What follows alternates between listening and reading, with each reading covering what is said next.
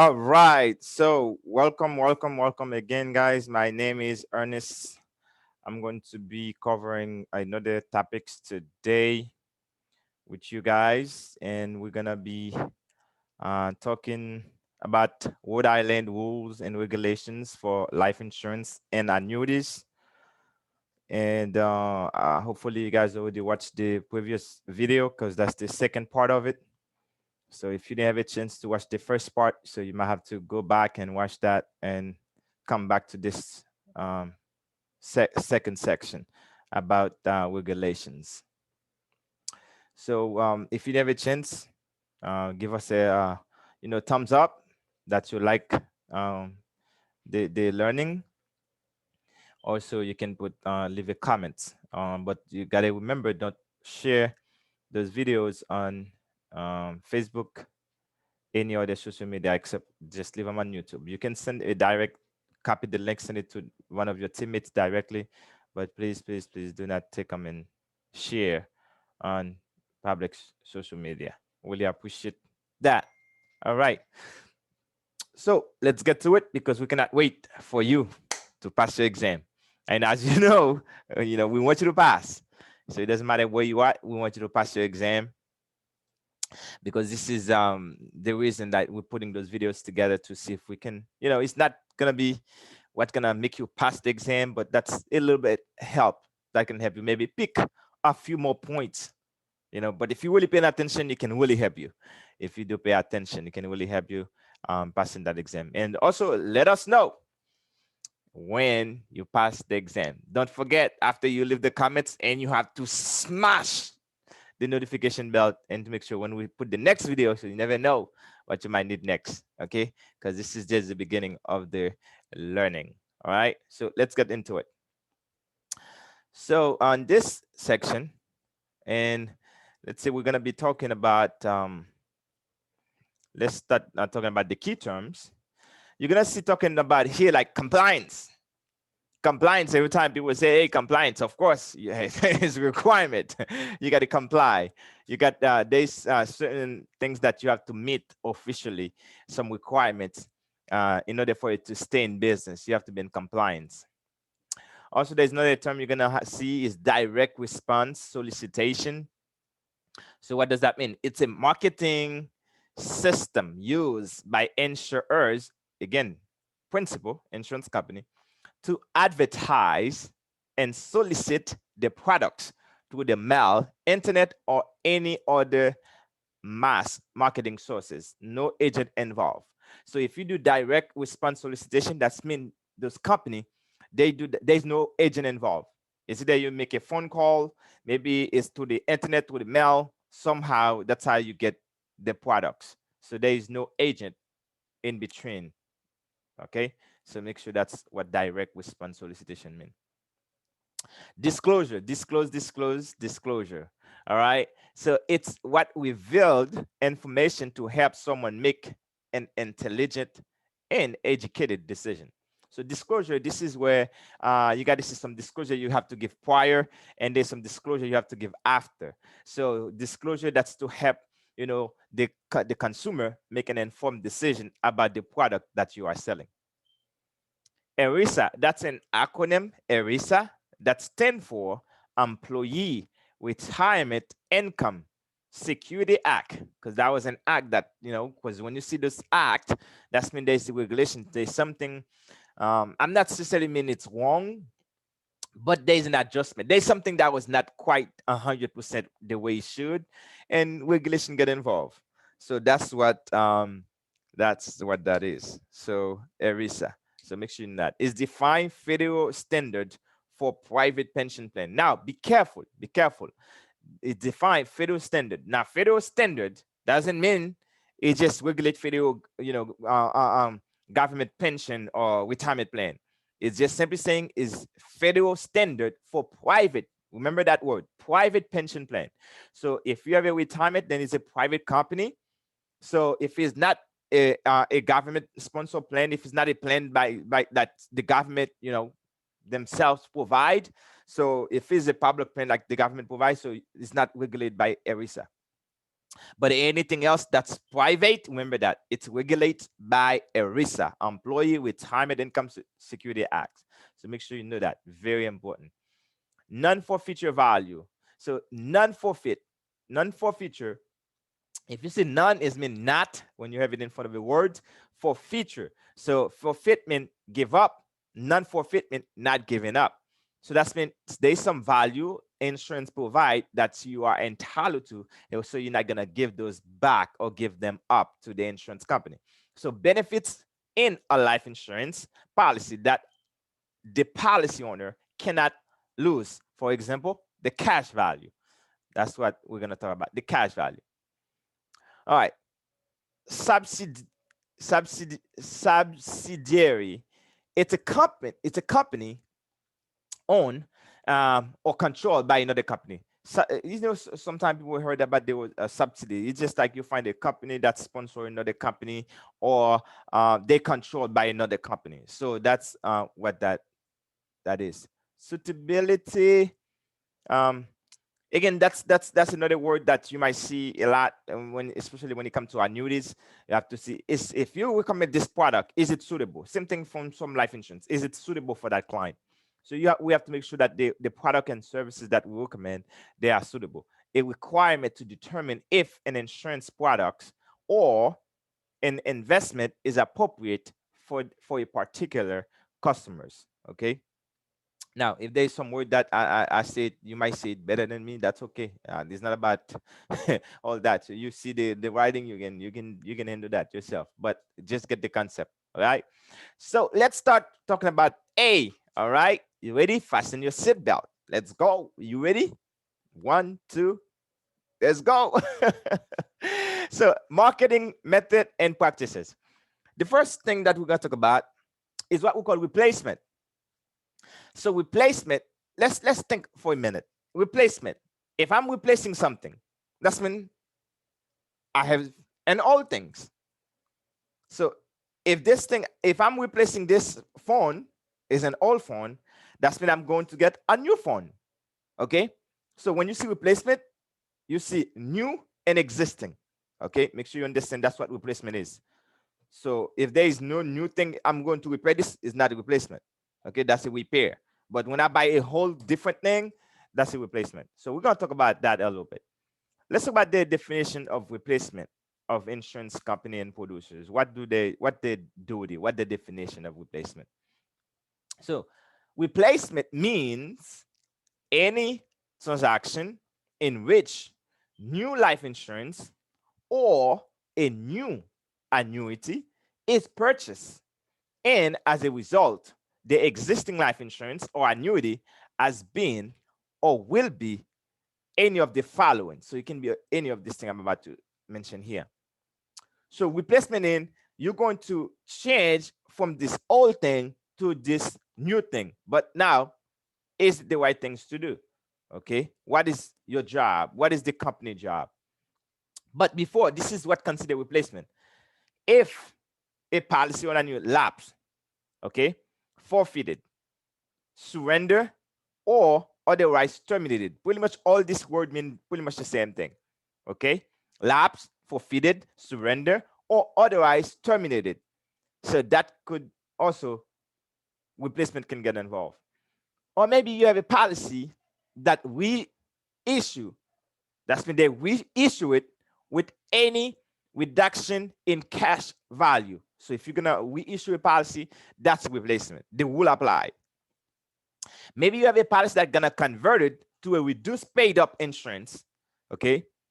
Now, excuse me, if you don't understand what a reduced paid up, you have to go back in chapter where you talk about policy riders and provision, and so you can learn about reduced paid up insurance. That's a whole life insurance that can reduce, to become a single policy. But as a reduced paid up, the face amount gonna decrease. It's not gonna be the same face. It's a reduced face amount, and that's considered replacement. So they will apply. It's continue or continue as extended term insurance or otherwise reduced income value by the use of the non-forfeiture benefit or other policy value. So pretty much what they're saying is, anytime you're using the non-forfeiture option, okay, remember there is two non-forfeiture option, okay, reduce paid up, cash, Okay, let me start with if I, okay, yeah, yeah, I can do that. Rec. If I do rec, for example, I can say reduce paid up. Okay, I can say down extended term, or if you do cash, cash means you don't have to worry about it because you take the money, so that's not replacement. But when they're talking about the non-forfeiture value, so if you tell the person, hey, listen, cash this policy out, then you're gonna go get another one, so that's considered to be replacement. So make sure they will apply. So they will apply. Amended so as to affect either or a reduction in benefit. So if you're gonna affect to reduce the benefits or in the term for which coverage will otherwise remain in force, for which benefit will be paid for. So if they're gonna reduce the term or they're gonna reduce that the term, and then that will consider replacement as well. So just the rule will apply from this. Make sure you know those bullets right there. Okay. Or maybe they use it in a finance purchase, so that will consider replacement. So be careful. They might give you an example which of the following that consider replacement, or they might say which of the following, or all of that, or maybe where they will apply. So they will apply in any of this 1, 2, 3, 4, 5 bullets. So any they will apply here. So replacing insurer, okay, is the company that issued the new policy. That's the replacing insurance company. They issued the new policy. Existing one, so that's the existing contract. That's when the existing insurer is the company whose the policy is being replaced. So let's say you have somebody who have a policy in company A, and now you're going to switch them to company B. So company B is the replacing insurer. Company A, that was the existing insurer. So there is duty they have to do. So let's talk about the duty of the replacing producer. So when you're talking about the producer, that's the agent, okay? But for some people, they're referring sometimes you might hear the word broker. It's been a producer could be a broker or an agent. So just so you know, but most particularly, so we're gonna talk about the agent here. So the agent represent the applicant. Okay, I mean, hold on. I'm sorry about that. So now the producer. Okay, the duty of the replacing producer. You that replacing that person policy, you present to the applicant. You have to present to the applicant a notice regarding replacement that is signed by both the applicant and the producer. A copy must be left with the applicant. So you cannot just tell the person you replace the policy, you don't give them the notice regarding the replacement. You have to give them the notice regarding replacement. That's a big, you can see it's bold and it's in black. So make sure you be careful. It's important. Also, you have to obtain a list of all, I didn't say some, all of existing life insurance and annuity policy to be replaced. So all the policies are going to be replaced. You need to take that list, all of them. Now, health insurance, this is not a health insurance course. So make sure you be careful. Life insurance, it said. All existing life insurance that are going to be replaced. Okay. Leave the applicant with an original or a copy of the written or printed communication used at the presentation. So now when you do that presentation, you got to leave them some point information that you use to show them why they need to replace that policy. And also you have to submit to the replacing insurance company a copy of the replacement notice with the application. All right, so make sure you get that. Now each producer who initiate the application must submit the following to the insurance company with or as part of the application. So you also got to also send a statement signed by the applicant as to whether replacement of existing life insurance or annuity is involved in the transaction, and also a signed statement as to whether the producer knows replacement is or may be involved in the transaction. So make sure you know that part as well. Okay, so we do that. So just in case if you see them, let's talk about now the duty of the replacing insurance company. So now that's the company who's going to replace that policy. So that's the one that's going to issue the new policy. So what is their job? So they require from the producer or the agent a list of the applicant life insurance or annuity contract to be replaced and a copy of the replacement notice from the applicant. From the applicant. Make sure you know that. So you have to make sure that's the insurance company gonna require that. So make sure you know that, because once they request it, so you don't say, oh well, I didn't have a chance to do it. Now you have to go back, make another trip. Also, you have to send each existing insurance company a written communication. Okay, a written communication advising of the proposed replacement within the specific. Now, you're not asking them for permission, but you have to send them a written notification to let them know, hey, so and so was with you. Now they're going to be over here. Specify the date and the application received and the replacing insurance company home or regional office. They need to make sure they send that, and also a policy summary or a ledger statement containing the policy data on the proposed life insurance or annuity must be included. Now, if I could go into summarize this for a little bit. Why is this rule it gets into place? Because many agents, they go out there and they just replace your policy because they can. And now sometimes they replace it because they want to make money. Sometimes they replace it because, like we were talking about, twisting and training. Sometimes they just replace the policy because their friend, they let's say two people who they're friend, okay, and then you used to work for company A. Now you no longer work for company A. Now you switch to company B. Now because now you say, oh, my friend, you're my best friend. Now I'm in company B here. Why you stay in company A? Because I left them. Why don't you come here over here? So now you make them switch for no reason. Nowadays, switching is not a good idea. It may not be in the best interest. Now, replacement will not be a big deal unless if you were going to give the client a better job. Ethics. Okay, you have to make sure put the client best interest first before your paycheck or before just the insurance company. So you have to make sure replacement, it's really highly regulated. Don't just replace policy because you want to make money out there. So make sure you do the right thing all the time. Policy replacement. So this is the existing policy. So now I just did show you a diagram. What consider replacement? Lapse or terminate. Okay. Then the replacing insurer, they issue a new policy. Or maybe we issue as a reduction of cash value. That's considered replacement. Or maybe they convert it to a reduced paid up or an extended term. That would consider replacement. Make sure you know that that's a good little summary here for you. Okay. So now, another term, and remember, you can also pause this video at any moment, or maybe you can rewind it in case if I'm going too fast, because there's a lot. I try to cover it as quickly as possible, but give you as much as I can as well. Okay.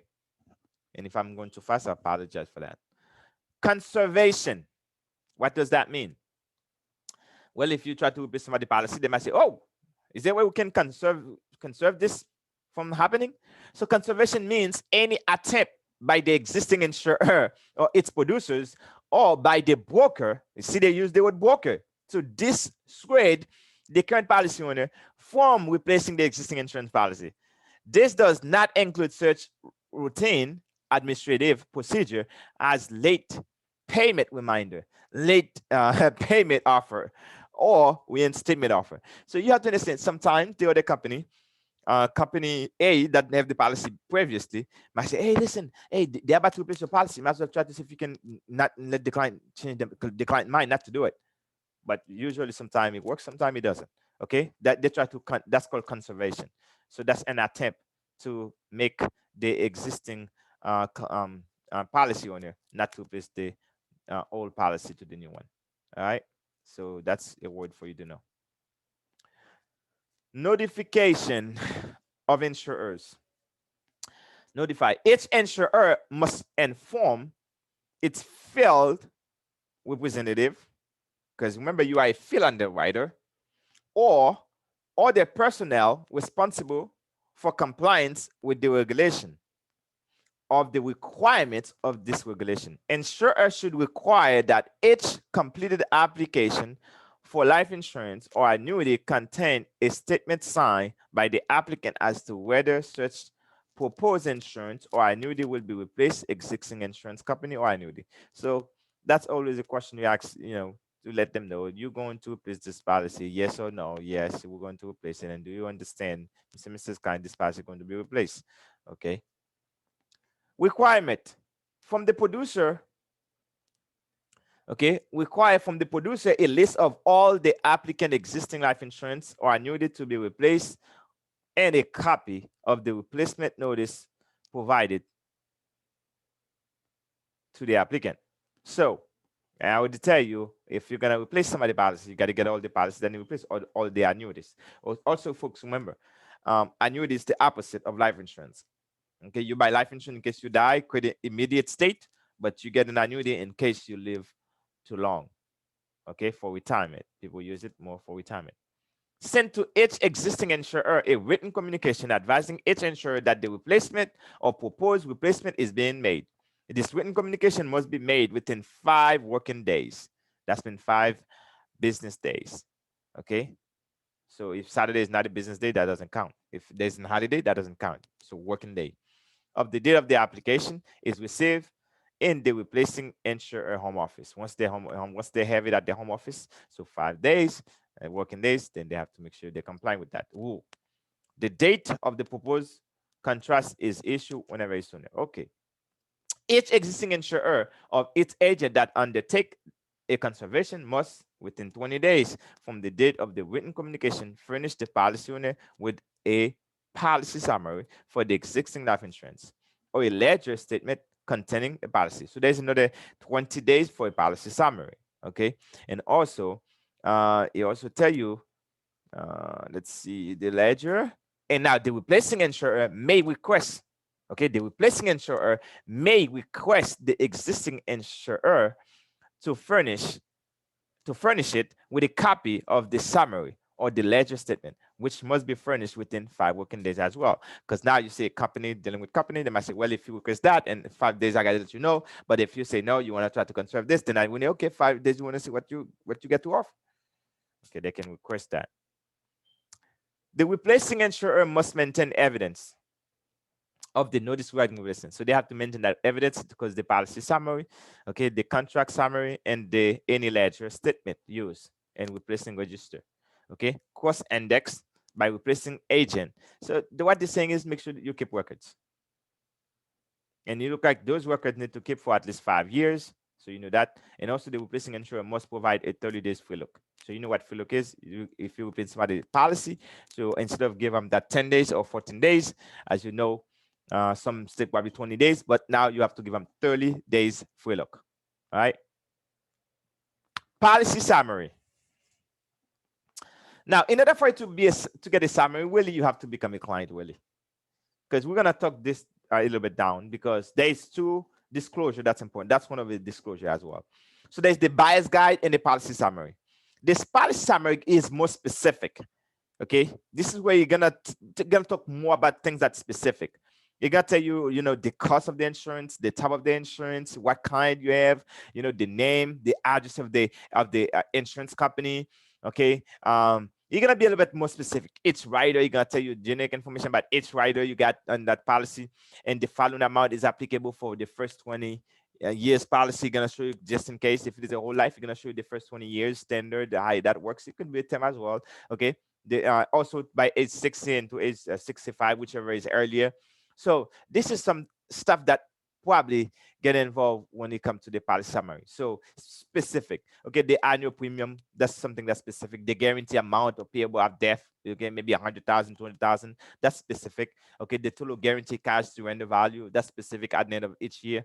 Okay, any guarantee endowment payment, okay, that's specific. Effective policy loan, okay, or percentage of the interest rate, that's specific. Date on which the policy summary was prepared, okay, this is important as well. The date on which the policy summary was prepared, and that's very, very specific. So that's the policy summary.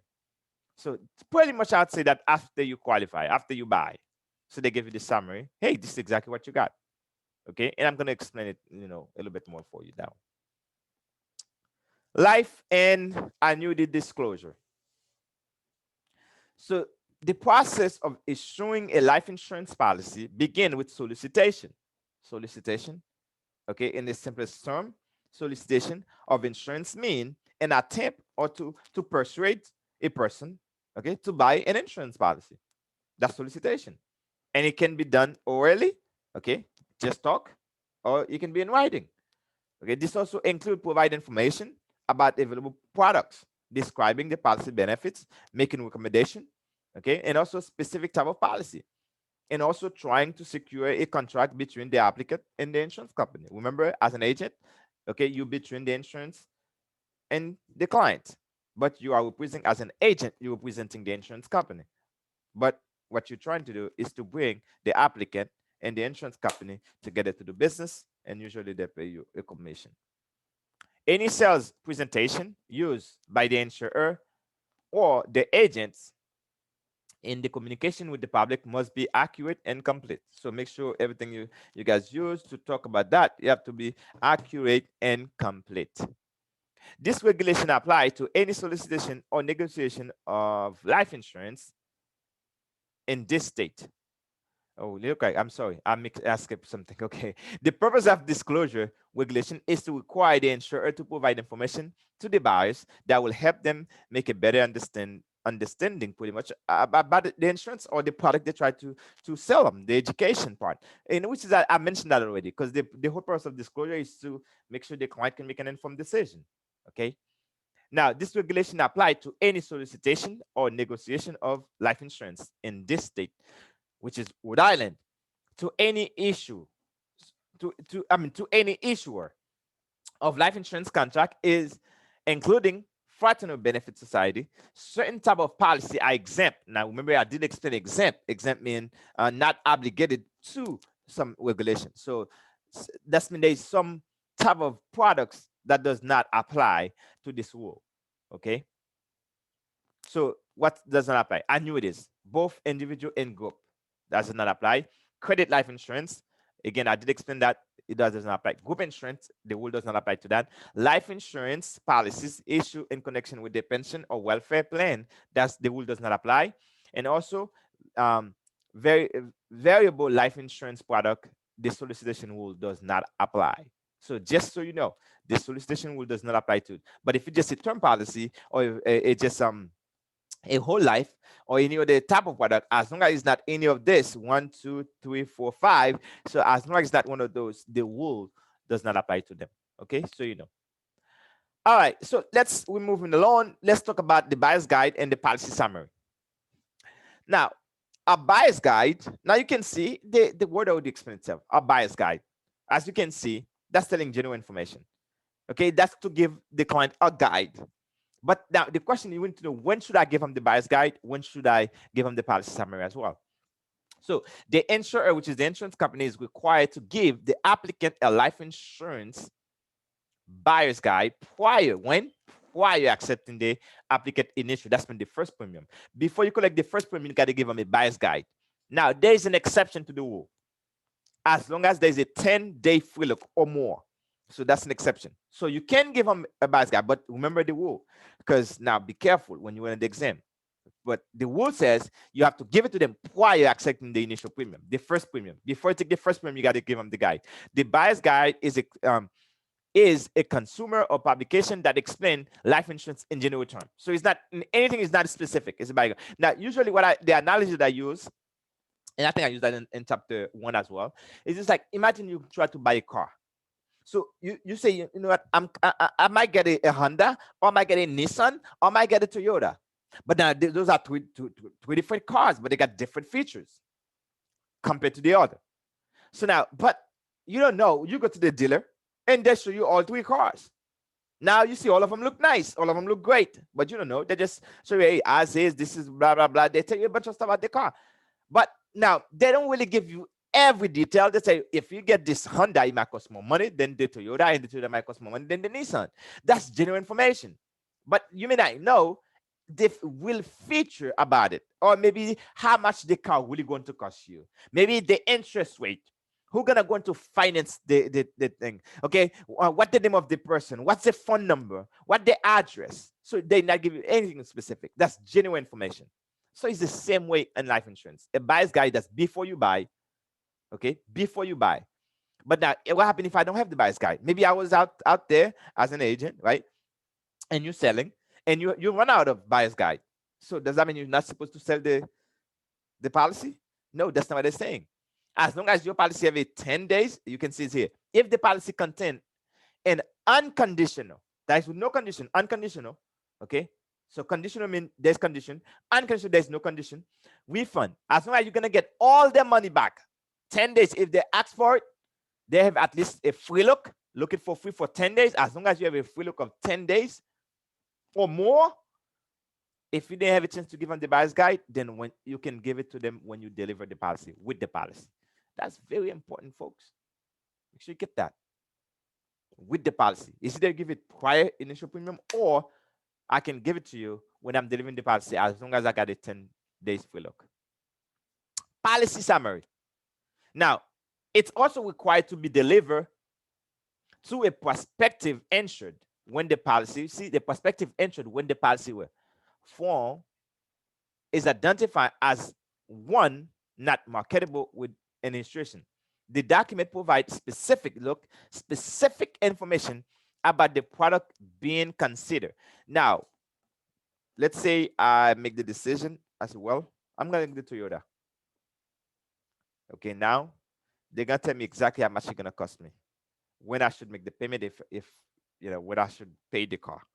If I finance it, they're gonna tell you which finance company, what is the interest rate, how am I gonna take it to done paying it. If you don't pay, it's what they give you specific details. Now I know that I got what, a Toyota, but maybe I look 2 different cars. Now that's what this saying. So when you buy the policy, it's what is the producer. This is what is specified. Okay, it tell you the company, it tell you the producer. That first it tell you the producer. That's me, the agent. He tell you the company. It tell you the policy. It tell you the coverage. Excuse me. It tell you the benefits, the limitation, the exclusion. Okay, maybe aviation not cover. Maybe suicide not cover. It tell you that. Maybe military not cover. It tell you specific thing. Okay, cost or term of the proposed insurance. Okay, and also you're gonna tell you the premium. Gonna tell you how much cash value you're gonna have. Okay, summary after you buy. When you get that, when you deliver the policy. All right. Hopefully, so far so good. Don't confuse those two, because those things could be tested. Don't confuse them. If you are, go back, review this section. General rule.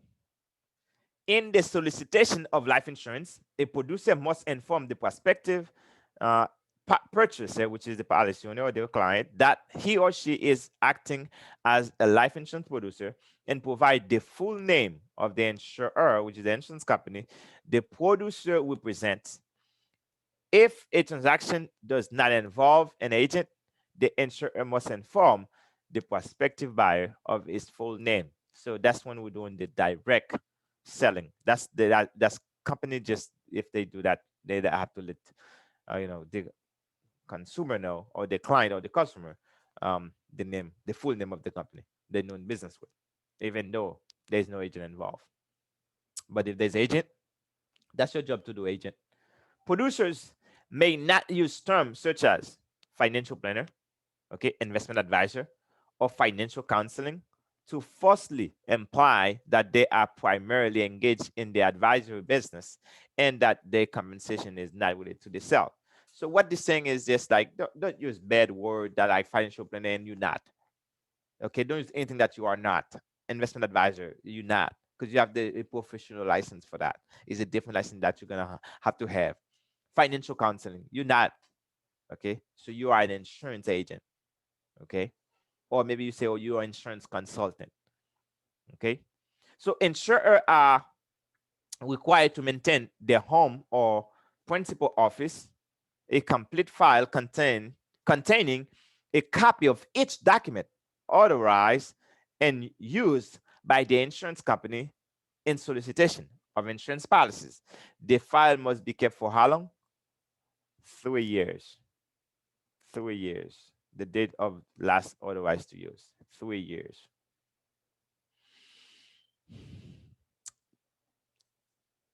HIV testing. So some insurance company offering or selling life insurance within the state that require you or the individual to be tested for infected with HIV or they identify sickness. So you have to make sure that the HIV, for the purpose of determining insurability, okay, must be given that to the individual prior. So before you do the test, you gotta let the person know that prior you're going to give them a notice that you're going to do that test. Okay. Um, so don't just do the test without letting them know. Proceed with that testing only upon the written authorization of the individual. So they have to give you in writing that they're okay with that as well. And even the individual is a minor, the individual parent or guardian must, give the written authorization. So you got to notify them, and they have to give you the written authorization to do so. In addition, insurer must notify the tested person of positive or negative test result. If the person has tested positive, okay, for the HIV, he or she must receive appropriate information and referral from the insurance company. Insurance company may collected HIV data from the insured as long as the insured are not identified. So, yeah, well, this is just self-explanatory. So if you got tested positive, and then they can refer you, the insurance company, they can also refer you to, you know, to the right, I would say agency to help you out. Let's talk about suitability in annuity transaction. Okay, so you're moving along, and I also let you guys know if you have to take a note, if you have to take a moment.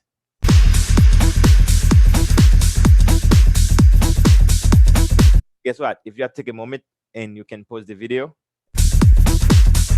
and let your music, or maybe if you are sleeping, if you're sleeping, and then hey, you can wake up a little bit, and so you can continue. Okay, so let's talk about suitability in annuity transaction.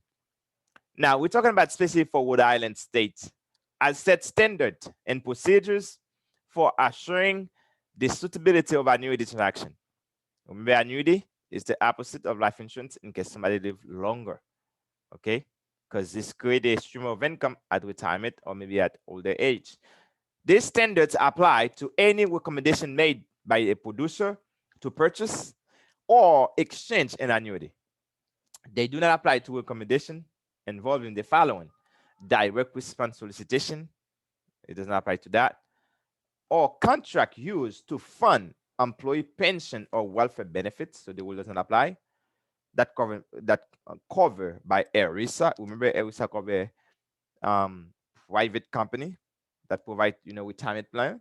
Okay, so if your company is not a government company, so like a school board is a government, you know, um, they might have their own plan. So ERISA does not regulate those one.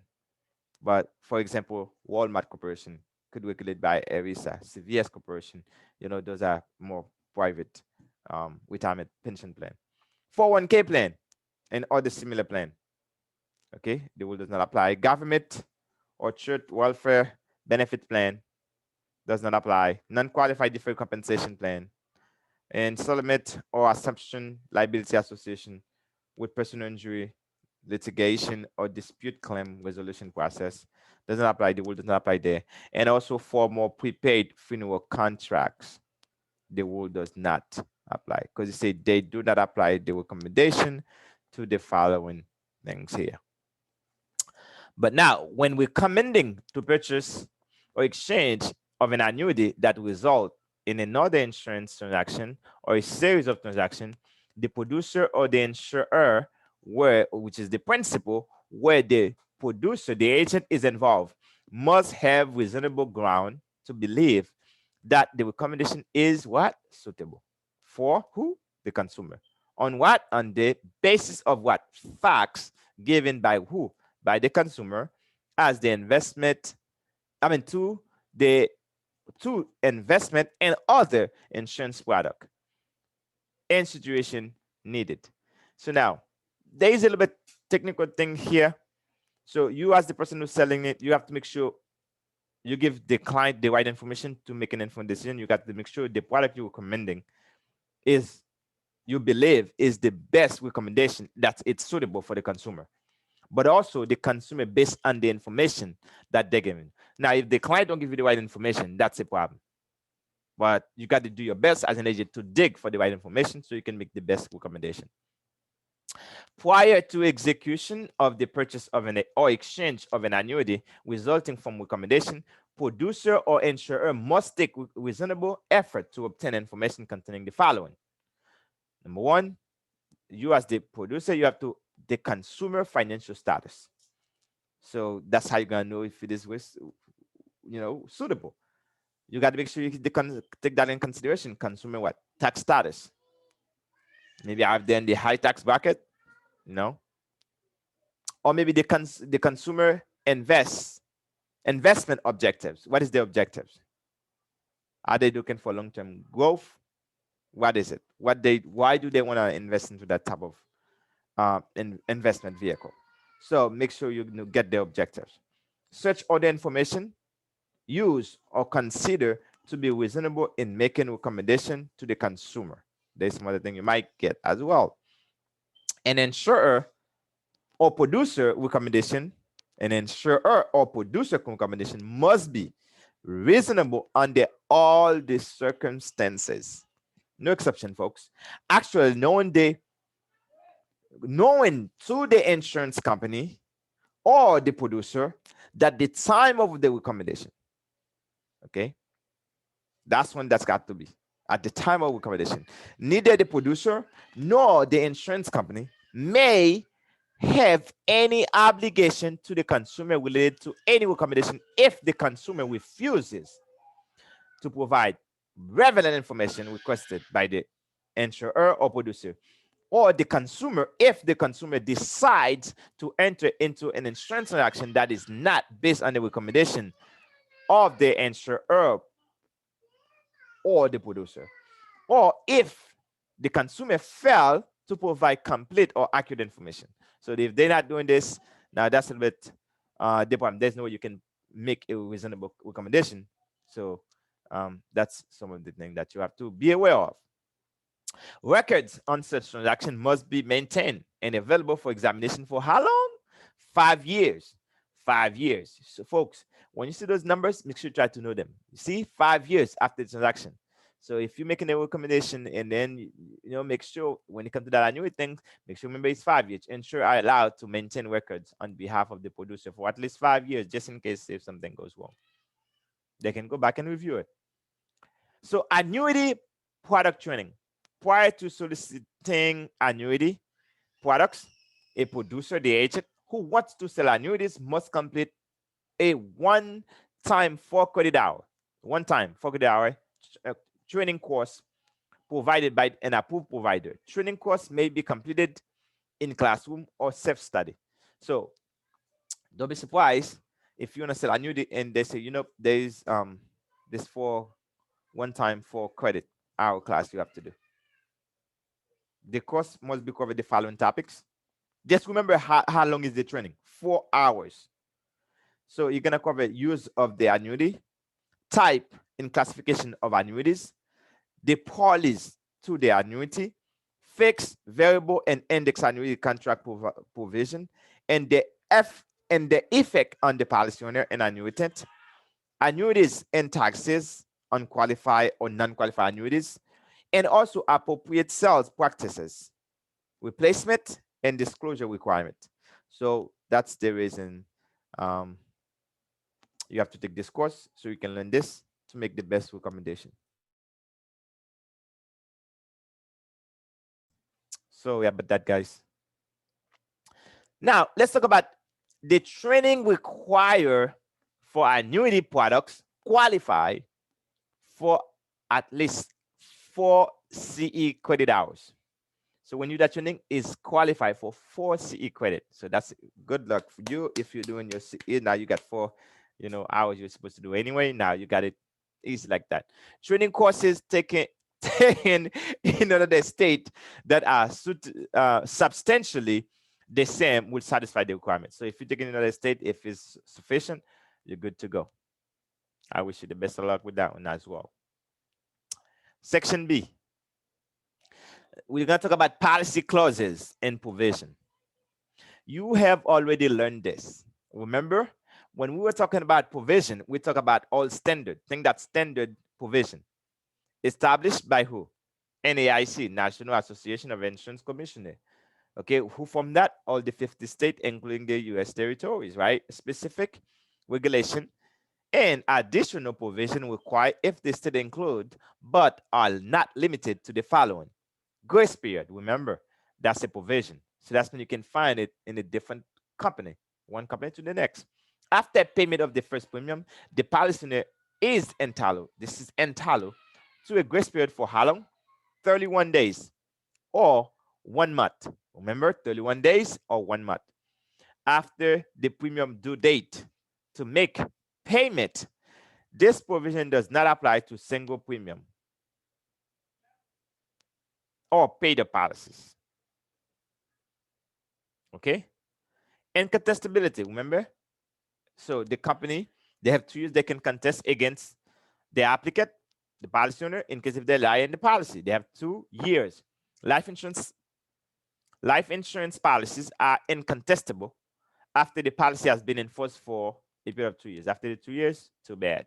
In addition, individual life insurance, remember, not group, individual life insurance policy may contain a suicide provision, excuse me, that is not less favorable to the policy owner than the provision outlined in a state statutes.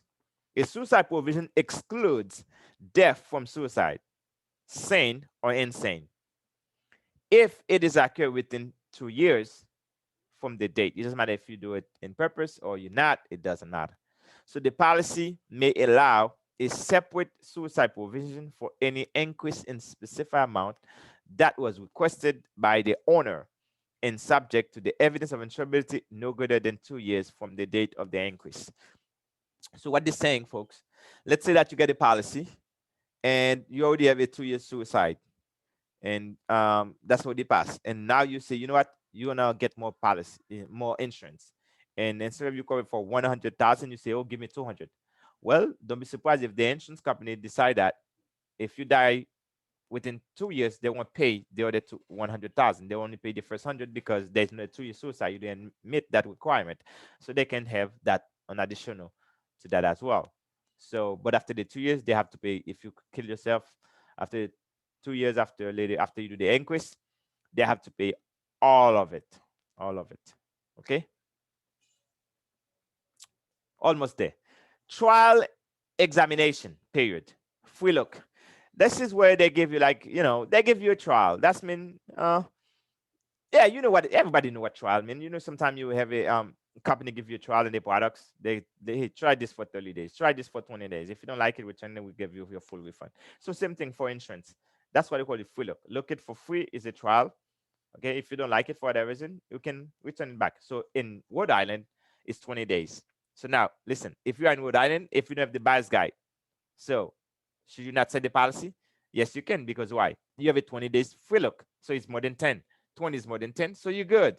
That doesn't mean you're supposed to walk away without give the client the buyer's guide. But even though, make sure you have your buyer's guide. But if you don't, if it runs out, you can give them the buyer's guide 20, because you have a 20 days free look. So they can look the policy for free and they can return it for whatever reason. And the company have to return all the money back. All of it. But now, during policy replacement, the free look change instead of 20, 30 days. So know that 20 days if you replace the policy. No, 20 days if you just get a policy. But 30 days if you're replacing a policy for someone. So now they get an extra 10 days because now that's a replacement. So the free look, they get it longer. But also remember, there is also, I'm not sure if this is going to cover it, there's an additional 21 days for somebody who's older. Okay, for elder, for senior. So they can get an addition. They got a total of 51 days, for depend on the state as well, because they might give you an additional. So check, we're gonna see if there's that into the state. But somebody who's older might get an extra a second notice. Non-forfeiture benefits, all permanent. Now remember, non-forfeit, not giving up. All permanent, not some, all of them. Once the whole life policy, okay, issued or deliver in the state, except for reinsurance or endowment contract or group insurance or group annuities, must contain a substance the following non-forfeiture provision. In the event of default in any premium payment, a paid up non-forfeiture benefit will become effective as specified in the policy unless the person is entitled to elect another option within 60 days of the due date of the premium in default. What they're saying is, if I have a whole life policy, then I'm in default. So that's mean I cannot pay. I can for non-payment. I cannot. If I got cash value in there, so once that policy becomes in default, unless unless the person entitled, that's when the person is entitled to a 60 days, they can pick, one of the non-forfeiture option.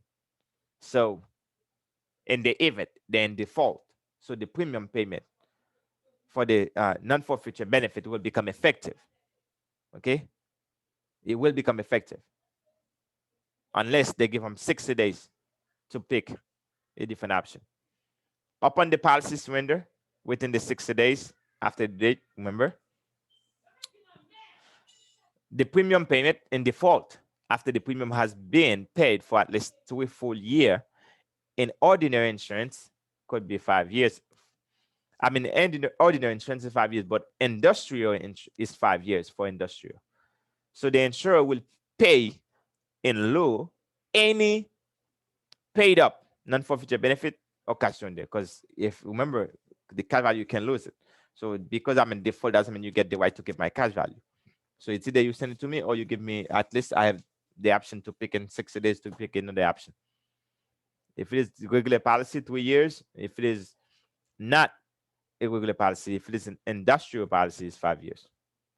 If the policy is paid up completely of all the premium payment, or if it is a continue under any paid up non-forfeiture benefits, the insurance company will pay upon surrender the policy within 30 days after any policy anniversary a cash value surrender value. So if the policy paid up and you got money in there and you don't want it no more, so they have the right to return you your money because it's your money. Okay, it's a regulation. It's the law says that the insurer reserve the right to defer payment of any cash surrender value for a period of 6 months after demand for payment with the surrender of the policy. Well, so you guys know, if you request the money and the insurance company have the right to defer it for 6 months. So don't get pissed off. They told you, hey, I'll tell you right now, they can do that. Policy loan interest. So life insurance policy issue in the state, as long as there's a cash value, you can take some policy loans. In that policy loan, either a maximum interest rate they can charge 8% per annum. Okay, so annually. So they can charge you an 8% maximum. That's the maximum. Now that's not the minimum, but that's the maximum. Or an adjustable maximum interest rate established by the insurer that does not exceed the higher of the following published monthly average for the calendar ending in 2 months before the date when the rate is determined or the rate is used to compute the cash surrender value of the policy plus 1% per annum. So if it is not adjustable. Now, the maximum weight of each policy must be determined at irregular intervals, at least once every 12 months, but not more frequently than once every 3 months, period. So if they ask you how, at least 12 months, but not more than frequently every 3 months. So that's me every 3 months, not no more. They cannot do every 2 months or every month. They have to be at least every 12 months, once a year, or they can do it every 3 months. Interest on the life insurance proceed. So now, what about if the client die? So when you don't pay, they charge you interest because you don't pay too. Because if you don't pay, they can charge you interest. But what happened when the client die in the policy or the beneficiary, they process the death claim, they send the death claim to the insurance company. Well, guess what? There's a 9% per annum. That's every year. There's 9% as long as they have to receive. The beneficiary gonna receive extra money until they pay the death claim. So when the claim is paid and the endowment in the contract, the interest rates start occurring. Okay, so you have to they need to understand that once the people. That's why you see sometimes if somebody die and if you get extra money, don't say, oh no, they were supposed to give me 150, now they give me 150 500, because the 500 was interest accumulated during the claim process. But in Rhode Island, remember that number, 9%. Now remember the client already died. Okay, that's you in the process of the claim at the time.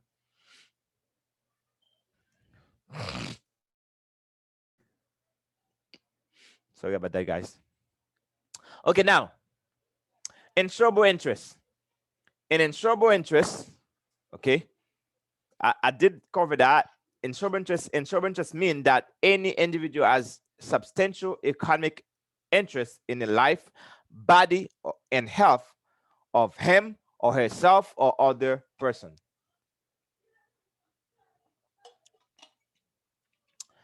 So an insurer relies in good faith upon all statement and representation made by the applicant related to the insurable interest. So if you get this policy on yourself, no problem. But when you get it on someone else, what is the insurable interest? They want to make sure everything you say is true. Okay, don't get a policy on people that you don't have no insurable interest on, except if it is a stolen policy, what we call a stranger originated policy, because we talk about that. That's violate the insurable interest process.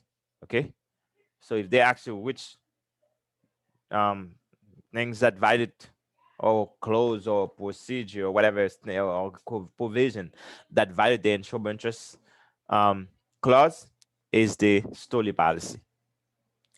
Unintentional policy lapse. So to prevent unintentional policy lapse based on non-payment of premium, insurers are required to notify the applicant of their right to designate a third party to receive notice of cancellation. So they can put a third party to them, hey, listen, your mom policy going to cancel because for non-payment. You can put a third party. They are, when an applicant may designate a third party at the time of the application or anytime when the policy in place by just submit it to the insurance company. That's it. In the event, and also they have to put the address of the third party. Okay. In the event of the non-payment of premium, notice of cancellation must be both to the policy holder and the third party. So in case that can happen, they have to notify them. So there's no excuses at the end of the day. And the insurance part. So if they don't pay, that's their fault. That's why when they change their address, they need to make sure they let the company know, hey, my address is changed. So let's update those things. And you as a good agent, you should follow up with your client to make sure their address is the same, their email address is the same, to make sure you keep it in line. Just ethics, right from wrong. Put their client best interest before yours. Okay. Appointing a third party does not constitute acceptance of liability of the party. Okay, doesn't because they put the third party, they're not responsible to pay for your premium. Okay, if you put somebody as your friend, doesn't mean they're responsible for you to pay the policy. Okay, so that's end of this section. That's the recap. So you can go read about replacement. Okay, that's the marketing method. What replacement? Transaction in which a new policy replaces an existing policy that is lapsed, forfeited, surrendered, or terminated, or reissued with a reduction of cash value, or converted to a reduced paid up insurance. Notice regarding replacement must be provided by the agent. Now, no, we're not done yet. I was just trying to wake you up because you were at the end. Disclosure. The purpose to help is to help buyers make educated decision. Why the purpose of the disclosure? That's the purpose. Buyer's guide and the policy summary must be provided prior to the policy delivery. Record keeping kept for at least 3 years to the date of the last use, except products, annuities, credit life, group life, variable life, because remember variable life also is investment, and life insurance through pension or welfare are also exempt from the disclosure rule. Annuity suitability. Recommendation must be suitable to the consumer. Also, remember the annuity must obtain relevant information such as financial status, tax status, or investment objectives by the consumer to make sure you do the right recommendation. Producer training one time for our credit course and can also be part of your CE requirement. Policy clause provision. Free look 20 days from the date of the policy delivery from the new policy. Now, the free look begins when you deliver the policy. If you didn't deliver the policy, okay, the client can say, hey, I didn't receive the policy, you never delivered, you delivered late, blah, blah, blah. That's why you make sure you deliver it on time.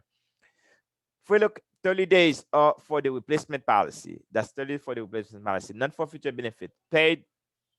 Remember, the non-forfeiture benefits is paid up non-forfeiture benefit become effective in case of the default premium payment upon policy surrender within 60 days of the due date of the default of premium. The insurer will pay the policy.